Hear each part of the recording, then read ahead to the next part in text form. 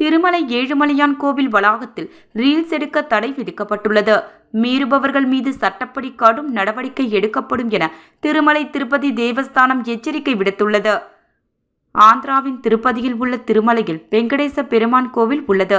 இங்கு தினமும் லட்சக்கணக்கானோர் சுவாமி தரிசனத்திற்காக வருகின்றனர்.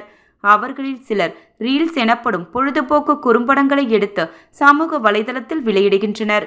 இதற்கு திருமலை திருப்பதி தேவஸ்தானம் எதிர்ப்பு தெரிவித்துள்ளது.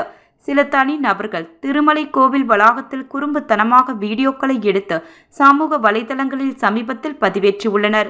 இதுபோன்ற நடவடிக்கைகள் பக்தர்களின் உணர்வுகளை புண்படுத்துவதுடன் கோவிலின் புனிதத்தையும் மீறுவதாகும்.